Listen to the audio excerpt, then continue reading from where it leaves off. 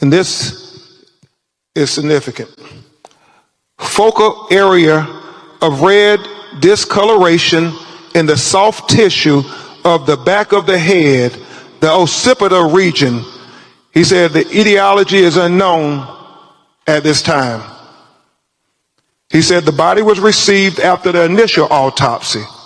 He said the body had marked decompensation.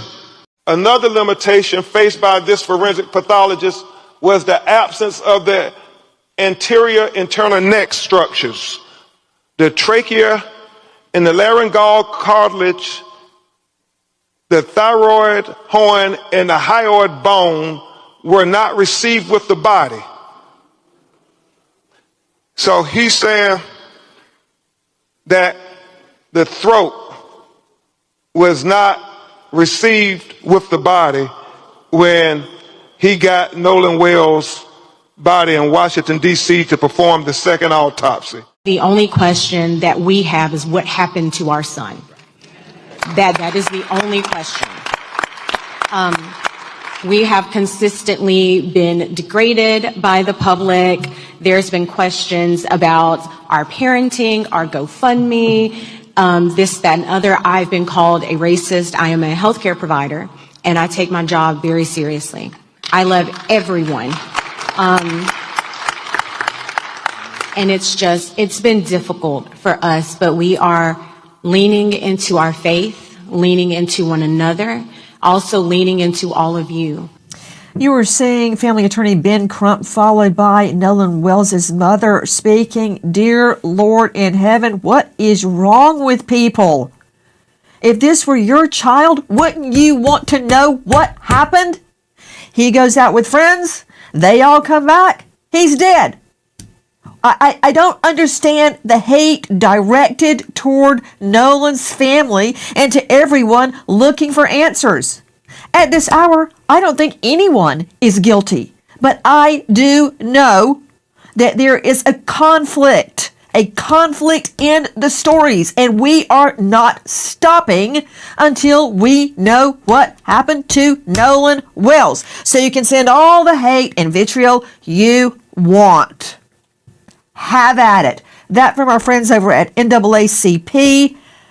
Straight out to Joseph Scott Morgan. We got an all-star panel lined up to analyze what's happening at this hour. As we are learning, the FBI has swooped into this investigation.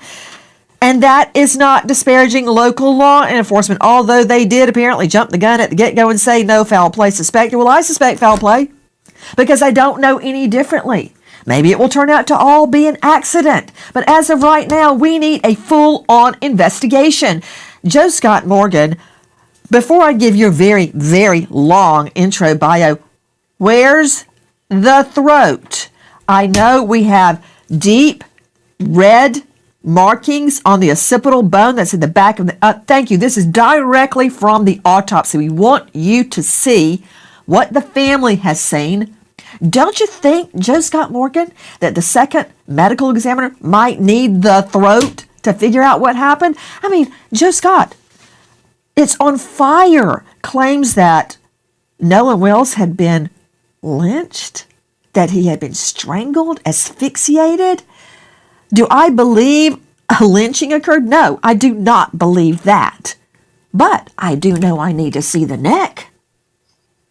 Yeah, and let me tell you where the neck is. Or the organs of the neck, as it's referred to. These neck structures are actually being held by the Mississippi State Medical Examiner's Office, and they don't just arbitrarily hold things like this, Nancy. This is something that would commonly go with the body when the body is released. So I deduce the fact that they have seen something there that they're trying to hold on to from an evidentiary value. Remember, the state still has an ongoing investigation in this case, and they see evidentiary value in this. And yes, I know that the second autopsy prosecutor up in D.C. would have liked to have seen this, but he understands this, why they would retain it. And it is being retained, I can promise you that, as are other tissue samples. But the problem is that when you get into these structures in the neck, one of the things you're trying to assess is, was this a drowning? Also, is there any kind of trauma? If people will just put their hands right here in the midline of your neck, you'll feel that kind of cartilaginous body there. That's cartilage, right? that can be fracture. Need I remind you, Epstein, right? So you have to examine this. Also, here's our word, Nancy. They're talking about the hyoid is missing as well. So they don't have that. Show They've me retained, Joe Scott Morgan, because show me Joe Scott. You and I, hyoid, we know what it is because you and I have handled a ton of asphyxiation, ligature, manual, strangulations, you name it. Hyoid, explain. It's so delicate. Yes. Yeah, and it's very, very far up the neck, Nancy. And one of the things that happens is that with the hyoid, it's generally only traumatized as a result of direct pressure that's generally applied by a throttling event or a C-clamp like this, throttling meaning like this, so manual strangulation. And an outlier here is ligature strangulation, but primarily hands-on. So they're looking for little fractures in here all along the way. So that has to be dissected, along with these other, there's a couple of other structures that you look at as well. They've held on to this for some reason. I don't have the answer for that, but I can tell you it's being preserved. I don't know if they're getting further consultation on their end, that is the state. And I'm sure that... Yeah. Stop. Joe Scott, you're Yes, giving ma'am. me so much information. Let me tell everybody, if they don't know who you are, why you're here tonight. Okay. Joe Scott Morgan is a death investigator. He has investigated over 10,000 death scenes of all natures. You've only got a few choices. You've got homicide, suicide, accident, natural causes like a heart attack, and unexplained. Tonight, we've got 2 unexplained medical examiner's reports. Yeah. Why? We don't have the lungs in a potential drowning case. Why? We don't have the neck in a potentially, as you said, throttling case. Why? Yeah. Those are the 2 main things I want to see. Joe Scott Morgan, professor of forensics, Jacksonville State University, with a world-class criminal procedure department. I've toured it myself. He's the author of Blood Beneath My Feet on Amazon, and he is the star of a hit podcast, Body Bags with Joe Scott Morgan, and so much more, but that would take the whole program. Joe Scott, really? With allegations floating, very incendiary allegations of lynchings, of throttlings, of ligatures. The main thing I want to see, the lungs and the neck, and they're both missing. I have a problem. Well, I don't know that the lungs are necessarily missing. Let me tell you how this works.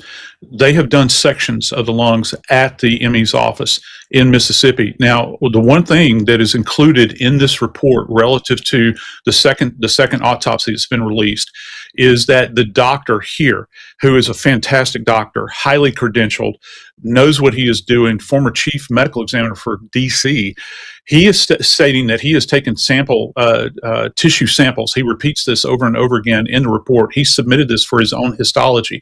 Why is that important? Well, if you get into the lungs, that lung tissue, and he can identify it even in it, I'm going to be real graphic here, it arrived in a bag, okay? So he would have to pick through this, find lung tissue in there, and then sample that, and he's going to be looking microscopically for signs of drowning there, and he'll make his own assessment. One of the things I'm concerned about, Nancy, and I hope that they did this down in Mississippi, is that when they do this initial examination, did they do diatom testing, which is you're looking for these little bits of algae that are distinct to both freshwater and saltwater. And if you find that within the system, that's also an indication that the individual may have been submerged and taken on water. So right now, we've got a lot of questions, but as the second doctor says, this is all still pending investigation. I'm trying to digest and make sense of everything Joe Scott Morgan just told me. But what I know is that I don't have the lungs and a potential drowning, and I don't have the neck and a potential throttling, as he called it. And again, Joe Scott, we don't have evidence of any strangulation, be it manual or ligature, except that deep red discoloration. And I read in the autopsy report, it was about 12 by 8. How can that be? Explain to me what they're talking about. Yeah, can we please put that drawing up that the doc rendered there? You know something interesting about that mark, Nancy? This thing has got kind of, as he has drawn it out here, that red indication that he's done with a pen, on this anatomical diagram. And you see that's got what is referred to as kind of specific margins, doesn't it? It almost appears as though there is a pattern there, and it extends. If folks at home will take their hand and put it on that kind of bony prominence in the back of your head, that's called your occiput. Okay, that's where the occipital bone is. So it looks like it's just beneath there. So right along that edge, this thing's got margins. It almost looks like it could potentially have a pattern, hard to say, but do you see how he has it drawn out there? It's almost like a rectangular shape. When you talk about decomposition, which he does extensively here, and he says he can't make a full assessment because of the status of the decomposition. Decomposition is what's called diffuse. That means it kind of spreads out randomly. What he has drawn there, at least from his estimation there, or his rendering that he's done there, puts margins on this thing. You got a top end, a bottom end, and you got sides. Okay, all that said, what does it mean? Because to me, Dr. Kendall Crowns, who I respect deeply, by the way, suggested it was blood pooling. I'm not buying that because it's nowhere else. We don't see that anywhere else on the body. Hey, Caitlin Becker joining me, senior national correspondent, New York Post. She's a star of New York Postcast, like podcast, but Postcast. Caitlin, thanks for being with us tonight. Caitlin, I had it out with Dr. Kendall Crowns yesterday. He has superior knowledge, so I was at a disadvantage, but I'm still sticking to my guns. I don't see how the blood in his body can pool in one location on the whole back of his body, even if he's laying on his back. Hold. Brian Trasher, Vice President, United Cajun Navy. Brian, isn't it true that when Nolan was found, he was face down, repeat, face down on the beach, just at the water's edge? And that's, let's see the aerial video when I'm talking to Brian so everybody can see what he's talking about. Go ahead, Brian. Yes, ma'am. He was face down on the beach right at the water's edge. I'm not sure if he was spotted still floating and they brought him in, or if he washed up right there, but I can only describe where I saw him as we flew over the island. Brian Trasher, based on the photo that I received from an undisclosed source, he was face down, almost as if he were asleep, with one leg slightly out to the side. Okay, face down. Do you agree with that, Brian? Yes, ma'am. That's correct. Okay, back to Caitlin Becker, senior national correspondent, New York Post, star of New York Postcast. Caitlin, what can you tell me about claims that his body was sent to the second autopsy, the independent autopsy, face down? There seems to be a lot of questions about how Nolan's body was received, found, sent. If he was sent face down, that also doesn't make sense to me for the claim that it would be blood pooling in the back of his head, because if he's face down, wouldn't blood pool just by nature of gravity this way if he was found face down? It just doesn't make a lot of sense. But as I was listening to you and Joseph Scott Morgan talk, I mean, I don't know the terrain here, but if they're keeping the throat for a potential throttling and you see this mark on the back of the head, if you're thinking in terms of someone's head pressed up against it, if there's something behind my head and you're pressing me this way, but by not knowing the manner or cause of death, we're kind of jumping to a conclusion there. So it just seems like every single layer, there's more questions than answers. And the mark on the back of the head, and not seeing in the autopsy report that there were really marks or signs of trauma anywhere else, was really particularly curious. I mean, why just there? What caused it? And we don't really have those answers about whether or not there was significant trauma to the flip of that, to the front, because as you said, throat wasn't sent for the second autopsy. So back to you, Joe Scott Morgan. I'm going to bring in the rest of the panel in just one moment. Joe Scott, how could the deep reddened markings at the back of the head, the occipital, how could that come from the blood sinking down post-mortem? It just, first he was face down, so it would sink to the blood would go to his face. That would be the lowest point. But after that, after he's dead for a period of days, I don't see how the blood could then continue to pool in a different direction. And we are getting reports that he was sent to the second autopsy face down. I find that hard to believe, but that's according to reports. Yeah. And so Understand this, with decomposition. Okay, it's like I said, it's going to be diffuse. And this second autopsy, I don't know if people are aware of this, but you can read through the report itself, and it's very, let's see, it's very, very graphic in the sense that this doctor that did this case, that did the follow up, he did such an extensive dissection here. I'm talking about stuff that we don't normally do at autopsy. He's done the back, he's done the buttocks, he's done the backs of the legs, the arms, the hands, even the back of the head. He took this even further than the people in Mississippi did. And this is something that we normally do, so folks understand, this is something we normally do with an in custody death, all right? With where it is this extensive, and he doesn't see anything from a hemorrhagic standpoint like direct trauma. The big question is this pattern on the back of his head, and I'm calling it a pattern because the way he's demonstrated this with his diagram on the back of this thing. And he doesn't go into great detail about that in the autopsy report. So how did it get there? What I want to know is all these witnesses are right there. Brian Trasher, don't, like planes, have a tail number? Can't you identify who these boats are by their markings, by their numbers, by their identification? They've got names written on the side. They've got tail numbers, so to speak. Have all of these people been brought in? I mean, tell me how to identify a boat and how to locate the driver and bring them in for questioning about what happened that day. Because listen, Brian, the friends say we left him with Katie. Katie apparently has been found and says, no, he left with his friends. Okay, right there, I've got a problem. How did everybody leave Gilligan on the island waving, hey, I'm here, and they all left him? I find that hard to believe. I've got to find out what precipitated him going into the water and how that fits in with the marking on the back of his neck. Do you see where I'm going, Trasher?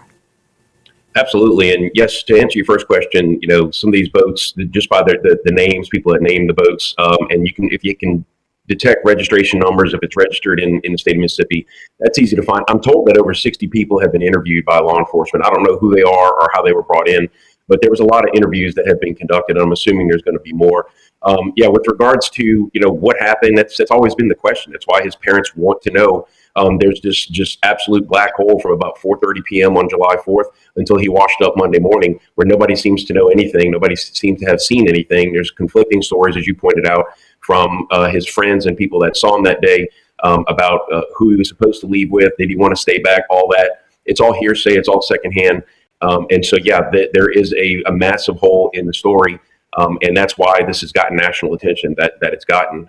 As far as the markings on his head, I mean, I was told by some of the people who recovered the body that it was obvious he'd come in contact with marine life while he was in the water. I'm not sure if that's possible explanation of those markings. I'm just telling you what I thought, so experts can weigh in on it. Brian, hold on. Joe Scott, I'm going to try to get a quick answer from you on that because it's valid. What Trasher just said is valid because if his body had been attacked by marine life, fish, turtles, whatever, that would be all over the body. What we're talking about is deep reddening of tissue, subcutaneous tissue on the back of the head, unlike the rest of the body. So that is not the same as the decomp on the rest of the body. Why is it so hard for everybody to get? We've got a problem with the back of the head. It's marked unlike any other part of his body. And you said something very significant, Joe Scott Morgan, that the original medical examiner kept the throat for a reason.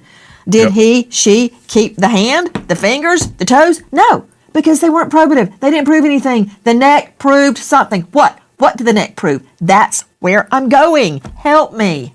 Yeah, well, either to include or exclude any kind of trauma that could have impeded his ability to breathe. There's another part to this, Nancy, that I forgot to mention relative to the neck. We have what are called strap muscles that kind of lay over the center part of the neck. What do we look for there? Well, that's also where we see hemorrhage relative to any kind of pressure that's applied there, you'll see those. The doctor doesn't mention anything about strap muscles because I think that those were probably retained as well. Now, back to the sea life. I'm from Louisiana. I can tell you what type of sea life would have affected his body. And if the body was right there on the shore, it would be crabs. And the reason I know that is because this is where they kind of feed, if you will. All right. So you don't hear any mention by the second medical examiner talking about any kind of degrading of the body as a result of contact with marine life that's feasting in a post-mortem state. Hi guys, Nancy Grace here. If you are a homeowner, you've probably thought, should I call American Financing to refinance and pay off this debt? But you don't because of your low mortgage rate. That low rate, it's not saving you if you're drowning in credit card interest. People are calling American Financing, and American Financing is saving customers an average of $800. That's not in all, that's a month, by using their equity to pay off the credit card debt. Using their home equity to pay off credit card debt. No upfront fees. It costs you nothing to find out what you could be saving. And if you start today, you may be able to delay 2 mortgage payments. American Financing, 866-888-0344. Repeat, 866-888-0344. Or just go online to americanfinancing.net/Nancy. Disclaimer, NMLS 182334, NMLSconsumeraccess.org, APR for rates in the 5S start at 6.327% for well-qualified borrowers. Call 866-888-0344 for details about credit costs and terms. Go to http:// www.americanfinancing.net/Nancy. Average savings are based on borrowers who save over $199.99. And good luck. We had roughly 20 to 30 people coming on 3 separate boats with us. And so we were all following each other out there as one big group. You know, it wasn't just me and Nolan and a couple other of my buddies. There was 20 or 30 people spread out where we all met at the dock before, and then we departed to go to Horn Island. It wasn't just a couple of us. I mean, there were so many people, we had to split up between 3 boats, and we all left and all got there at the same time. That is from our friends over at the Officer Tatum show, and that is Warren Hudson's an acquaintance of Nolan Wells. He was in the Horn Island group. Are you hearing what I'm hearing, Josh Colesrud? I mean, I don't know if this happened to you in law school, but it makes you think differently. Out of that whole thing, I heard this: 20 to 30 witnesses. 20 to 30 witnesses? Josh Colesrud, veteran trial lawyer, criminal defense attorney, former assistant U.S. attorney, founder Colesrud Law Offices, and star of podcast No Contest at colesrudlawoffices.com. 20, 30 witnesses. That's what I just heard. Absolutely. You know, this is going to be a huge investigation. It already is. One of the questions that I've seen online about the friends is that, why did they leave him? But let me ask you something hard, those that are saying that, look what we're talking about. We're not talking about hardened men. These are teenagers, they're kids, they're 18, 19 years old on the water on the 4th of July. And, what happens when a teenager experiences something traumatic? They freeze, they panic, they go numb. Sometimes they cry, sometimes they don't. But, what they're not experts at, like, dredging the waterways. And, I know that the family wants answers from the friends, and I get that. One of the family members said, are they getting their lies straight? When they went back to the mainland and called for a cab. But, we don't know what happened yet. And one of the things that I'm really looking forward to seeing is the data from the cell phones, right? Because that'll tell us exactly where everybody was at what point in time, and including, hopefully, the victim. Now, that's another question. How did they obtain the victim's phone? Well, it was in one of the hands of his friends. So how did that come there? So there are a lot of answers. There's a lot of questions here, Nancy, that we need answers to. And right now, we don't know if it was an accident. We don't know if it was a death. We just don't know. Caitlin Becker, Who called who that night? Did mom call the friends? Did the friends call the mom? How did mom end up looking for Nolan? It seems like mom was on the case pretty immediately when Nolan didn't. She had him on Life 360. So I think that became the biggest kind of issue of where's my son, where's his phone? And the only thing she could go off of is where's his phone, which she could locate through kind of Life 360 where it was pinged. So it seemed like she was on the hunt for the phone there. And from all of the accounts that we've been reporting on, the phones were left on the boat because they didn't take them to the shore. However, you can see all of those people were back and forth on the boat. So clearly they were using them, but the phone was on the boat that went back without Nolan first. So it seems that the friends took the phone with them to their house, and then what happened with it between then and when his mom got it seemed to be the question of where it was and who was touching it, who was using it, what was done on it. But it seems like the location on the Life 360 is how mom tracked down the phone when she realized that her son wasn't where he needed to be. So that night, Nolan doesn't come home. Mom, Christine, starts looking for him. She is a family nurse practitioner. She starts looking for him. She looks on Life 360 and follows it. Mm-hmm. You can get that on Life 360. Show me the route to the phone. And she did that to the friend's house that had all been out to Horn Island. And she's like, and she goes, where's Nolan? His phone's here, but he's not here. And they go, yeah, it's out there in the truck. So they wait 15 minutes to go get the phone and come back with it. Everybody's just sitting there in the dark watching TV. Nobody said, hey, where's Nolan? Nobody said that until she came over looking for the phone. Which could kind of point to, if I'm hearing it, it could kind of point to two things. I know there's a huge faction online saying, what are they doing? What are they covering up? What are they hiding? But then on the flip of that, just to play devil's advocate, if you don't think there's anything wrong with your friend, if you assumed your pal was in another boat with another group of friends, why would you even think to be concerned about that until his mom comes knocking at the door and says, where's my son? So, I mean, like the teen behavior, it reminds me so much of the teen or the young people in the Idaho murder case, just looking at them to be like, why are they not reacting the way you would think someone would react in a situation like this? And while the circumstances are so wildly different, I think we have to remember that we're talking about, teenagers here, and teenagers who were leaving in a large group, who admittedly were drinking, who were partying in 3 separate boats. So I think it might have been easy to lose track of one another. That doesn't explain anything, though. That doesn't explain why no one, not a one person out of that 20 to 30 said to themselves, where the heck is Nolan? I mean, if you and I were out with 20 to 30 of our friends, someone at some point probably would have scratched their head and said, where's Nancy? Have you heard from Nancy all day? If it had gone to that point of the night. I assume his phone had a password. There are certain things that you need the password to do, such as delete activity. But if you don't have a password and you pick up your phone, if you're touching the screen, that leaves a trace. If you're trying to power it off, that leaves a trace. So we should be able to see people without a password trying to actively interact with that phone, as well as someone that has it. So we would do a forensic acquisition, and that's really important here. Someone just looking in the phone, you can get a glimpse, but you can't see what's deleted and hiding below the surface. We need a forensic acquisition to do that.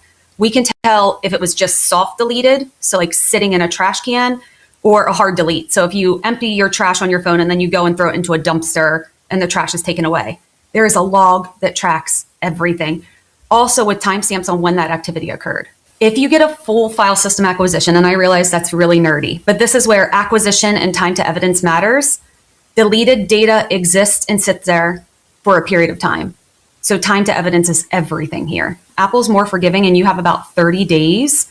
With Android, you could have just a few days until location artifacts are purged.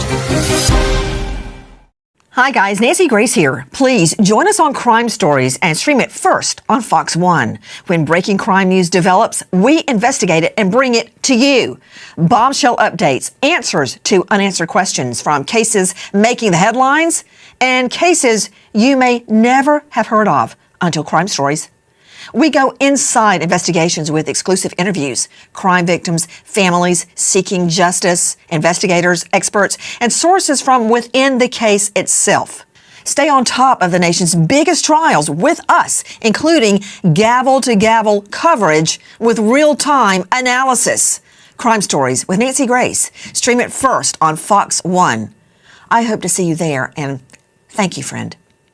To Dave Mack, I want to, before we launch into the phone tracking and the phone investigation, I want to clarify something. I understood that Warren Hudson, one of Nolan's friends, called the mom around 11:07 telling her Nolan was missing. Now, which is it?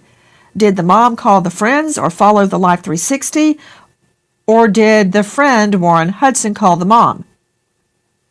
Christine Wansley, Nolan's mother, says she received a phone call from Warren Hudson. Now, she identified him by first name during one of the press conferences and interviews, okay? Now, she has not disclosed what the entire details of that call were, but we know that right after that conversation from Warren calling Christine, that Christine contacted a friend who had two sons who had also been with Nolan to ask if they had seen him. It was after that call that the family began checking Nolan's location through Life 360 and Snapchat, and that's where we end up with the discrepancy of locations. We also learned tonight the FBI has been called in. Anything that you can give us? None at this time. Okay, can I confirm that y'all are working with the FBI with the case? Yes. Okay, any other agencies that you're working with at this time? All right, and is this case still under investigation? It is actively under investigation. Okay, so I was told by the district attorney everything is going through her office at this time. And everything else should be referenced to the district attorney's office. Okay. You know, Caitlin Becker joining me, senior national correspondent at New York Post, I just learned two very important things. Number one, the FBI is involved. Why? And number two, at the outset, I understand that local law enforcement first said that no foul play is suspected. It was a simple drowning, if there is such a thing. But now the FBI is in, and everything's being referred to the district attorney. Is that correct? From what we understand, our reporting says the exact same thing, that the district attorney is dealing with everything. This is going to go to a grand jury, which we understand is very typical, especially in this area. I think it's typical pretty much everywhere. If you have a suspicious, unnatural death, that something would go to a grand jury.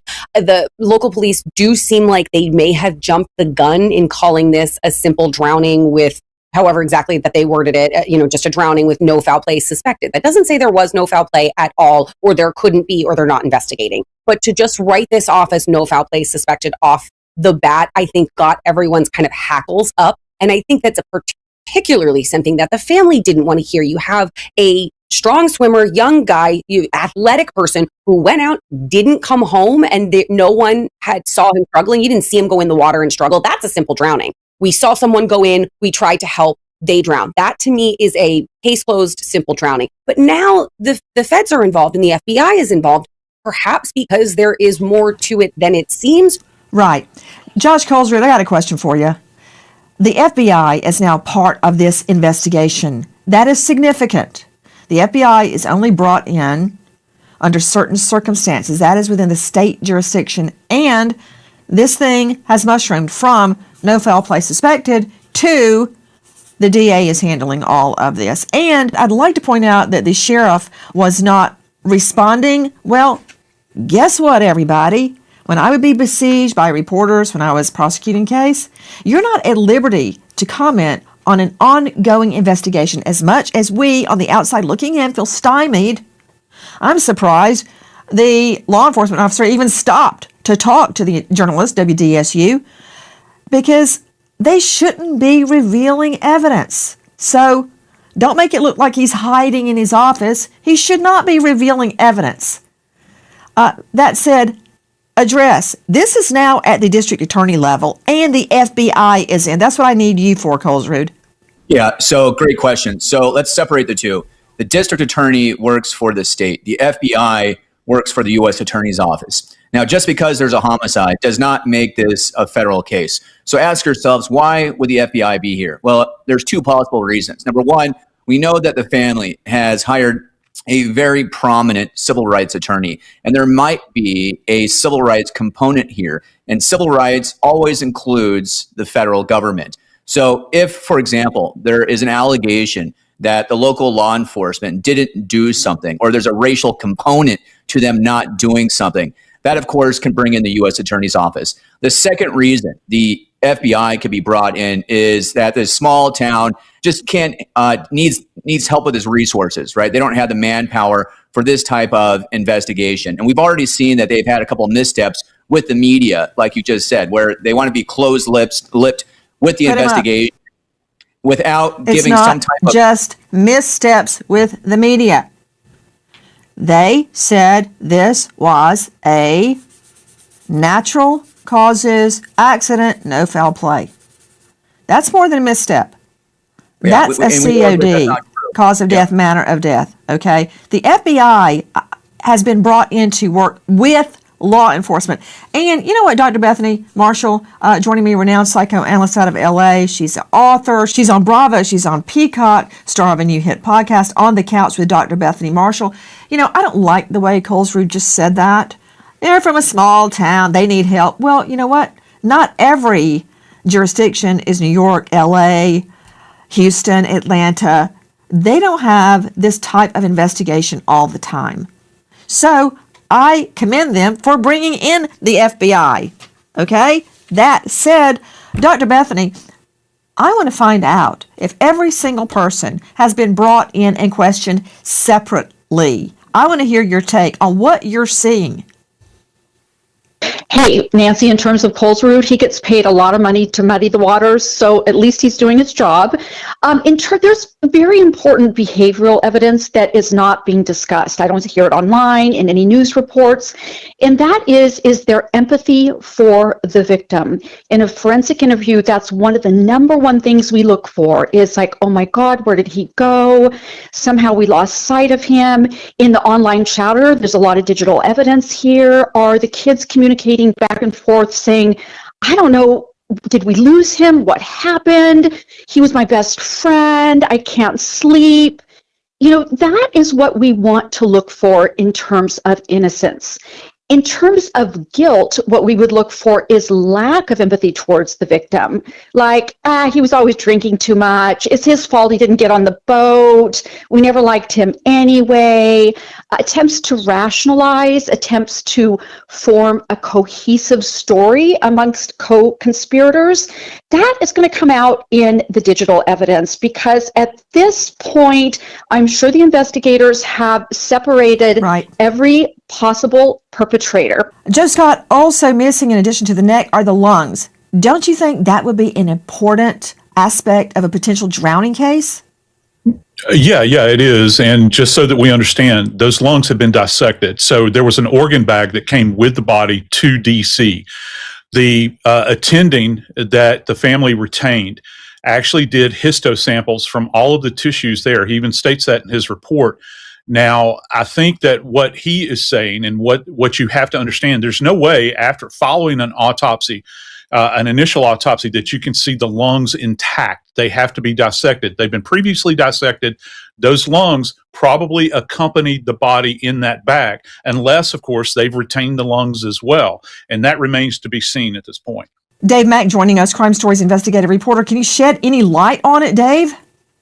See, what we're seeing is that Dr. Roger Mitchell, who was the independent pathologist doing the second autopsy on Nolan, reported that he did not have access to the lungs or airway structures when conducting the family-requested independent autopsy. The lungs, the neck, very disturbing. They are critical. They've got to be analyzed by the independent medical examiner. And that's not saying the first medical examiner was wrong, but that's going to hold the key to the cause and manner of death, I believe. And back to you, Brian Trasher. What can you tell me about an offer to the family regarding cadaver dogs? Yeah, so, obviously the online chatter started right away. People were coming up with all kind of bizarre theories about how he was, he came back to the island, they took him back out there and dumped him, all this kind of stuff. So we just said, hey, one of our top, canine teams happens to be in Jackson County, Mississippi. Jackson County Canine is their name. I said, we'll be happy to have these cadaver dogs go over and inspect the boat. And we told this to Crump's legal team. And so we'll have them go inspect the boat, and they'll be able to tell if there's decomp on that boat. And they said, oh, well, we heard they cleaned the boat. I said, no, there's only one chemical that you could possibly get rid of decomp with, and I guarantee these people don't know what it is. So there's no way they could be a month later, these dogs would be able to smell the decomp. And they would also have Nolan sent, if he was on the boat alive, but they would also know if there was a dead body on that boat. And they declined. They said, nah, we don't think so. So I'm not sure why they didn't want to dispel that right away. We would have known right away if the dead body had been on that boat. Okay, Crump. Why aren't you allowing the cadaver dog team onto that boat? We need to know. You know, Brian Trasher, you made it sound very mysterious. What is the solution used to get rid of human decomposition?